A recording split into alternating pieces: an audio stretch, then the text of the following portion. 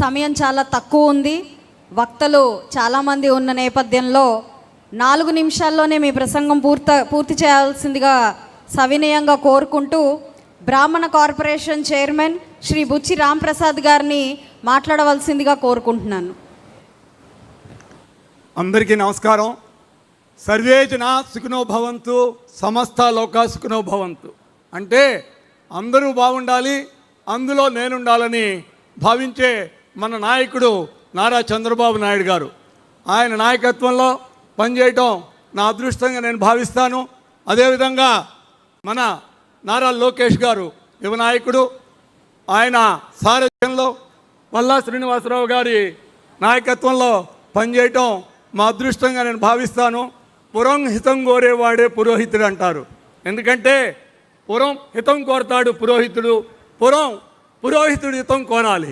కానీ గత ప్రభుత్వంలో జరిగింది ఏంటంటే, పురం అంటే రాజులు, ఇవాళ ముఖ్యమంత్రులు.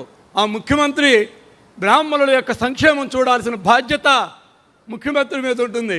కానీ గత ప్రభుత్వంలో బ్రాహ్మణుల మీద జరిగిన దాడులు ఈ దేశ చరిత్రలో మహమ్మదీయులు పరిపాలించిన టైంలో కూడా జరగనన్ని దాడులు జరిగినాయి. అధికార వికేంద్రీకరణ, అభివృద్ధి వికేంద్రీకరణ నారా చంద్రబాబు నాయుడు గారు చేస్తే, అరాచక వికేంద్రీకరణ అనేది జగన్మోహన్ రెడ్డి పరిపాలనలో గొడ్డలి పార్టీ పరిపాలనలో జరిగింది. దానికి ఉదాహరణ నేను కొన్ని ఉదాహరణలు మీకు నేను చెప్తా సార్. కాకినాడలో మహాశివరాత్రి రోజు పూజ చేస్తున్న ఒక పూజారిని ఒక ఎక్స్ కార్పొరేటర్, వైసీపీ కార్పొరేటర్ సరిగా పూజ చేయలేదని చెప్పి కొట్టడం జరిగింది. భీమవరంలో ఒక పూజారి మీద ఒక కౌన్సిలర్ భర్త జంజల్లాగి కొట్టాడు సార్. కానీ బ్రాహ్మణులు బయటకు వచ్చి చెప్పుకోరు, బాధపడతారు. వెళ్ళి నేను కేసు పెడదామంటే రాలేదు. ఎక్కడికి పోయినా బిట్రగుంటలో వైసీపీ నాయకుడు, ట్రస్టీ బోర్డు మెంబర్ ఓ పూజారిని చండ్రాకోలతో కొట్టిన సందర్భాలు మనం చూసాం. అవి కూడా అయిపోయినాయి.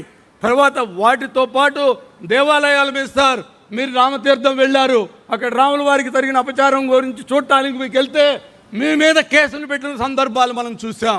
అంతర్వేదిలో రథాన్ని తగలబెట్టారు. అదేవిధంగా అమ్మవారి గుడిలో వెండి సింహాలను దొంగిలించారు సార్. వీటితో ఆగలేదు. మన కులదైవం, మీ కులదైవం అయినటువంటి దేవదేవుడు శ్రీ వెంకటేశ్వర స్వామికి వాళ్ళు చేసినటువంటి అపచారాలు ఒకటా రెండా? లడ్డూలో కల్తీ చేశారు సార్. ఆవు నెయ్యి లేకుండానే నెయ్యిని క్రియేట్ చేసిన సమర్థులు సార్ వీళ్ళు. అదేవిధంగా మీకు తలనీలాలు సార్, ఎంతో భక్తితో ఇచ్చే తలనీలాలను కూడా స్మగ్లింగ్ చేసినటువంటి ప్రభుత్వం సార్ అది. అదేవిధంగా ఉండిలో డబ్బులు సార్, ఎంతో కష్టపడి ఉండిలో డబ్బులు వేస్తాను సార్ మన కోరికలు తీరాలని. ఆ ఉండిలో డబ్బులు కూడా దొంగతనం చేసినటువంటి వ్యక్తులు సార్.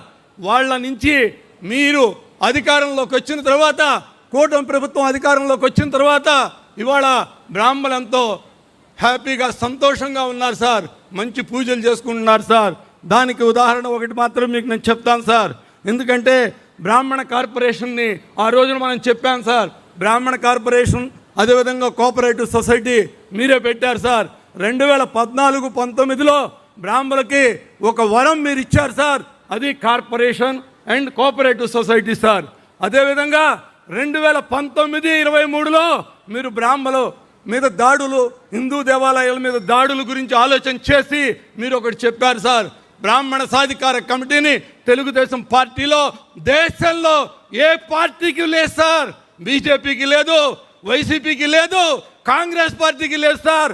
ఒక బ్రాహ్మణ సంక్షేమం ఆలోచించిన వ్యక్తి ఎవరైనా ఉంటే ఈ దేశంలో నారా చంద్రబాబు నాయుడు గారని మీకు నేను ప్రత్యేకంగా తెలియజేసుకుంటా. ఇక మనం ఆ రోజున జాంపవిలో పెద్ద మీటింగ్ పెడదామని నేను అడిగితే లోకేష్ గారు ఒక మాట అన్నారు సార్.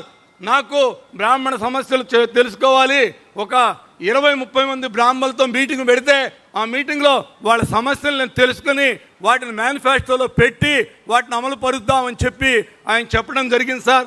దానిలో భాగంగానే మనం కొన్ని విషయాలు మనం చేశాను సార్. అవి చెప్పి 1 మినిట్లో నేను కంప్లైంట్ చేస్తాను సార్. వాళ్ళ బ్రాహ్మణ కోఆపరేటివ్ సొసైటీ మీరే మా బ్రాండ్ అంబాసిడర్ సార్. ఎందుకంటే ప్రతి కలెక్టర్ల మీటింగ్లో కూడా మీరు బ్రాహ్మణ కోఆపరేటివ్ సొసైటీ గురించి చెప్తారు సార్.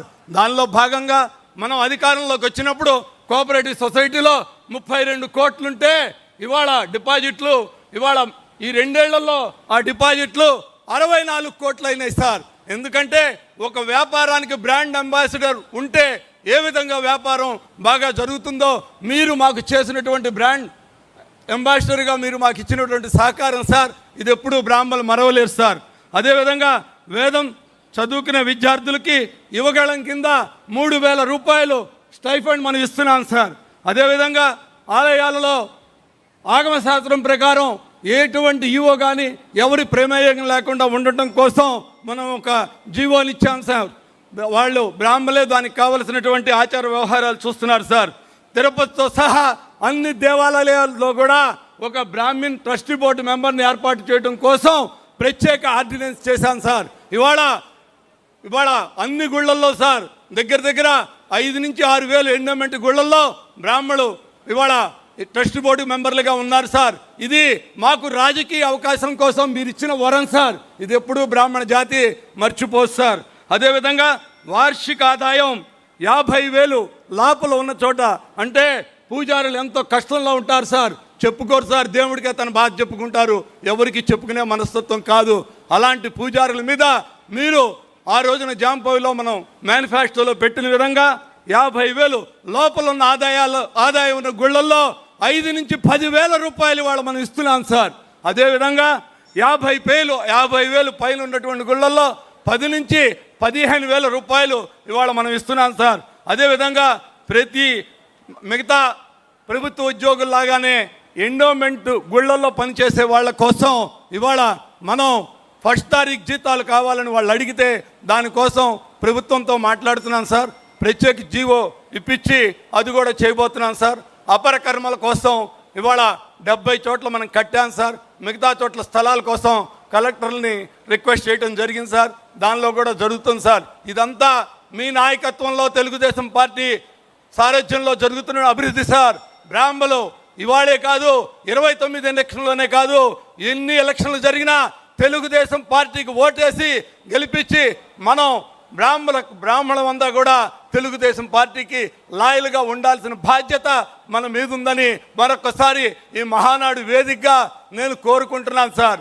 Thank you sir. జై తెలుగుదేశం, జై చంద్రబాబు నాయుడు గారు, జై చంద్రబాబు నాయుడు గారు, జై చంద్రబాబు నాయుడు గారు, జై లోకేష్, జై లోకేష్, జై లోకేష్.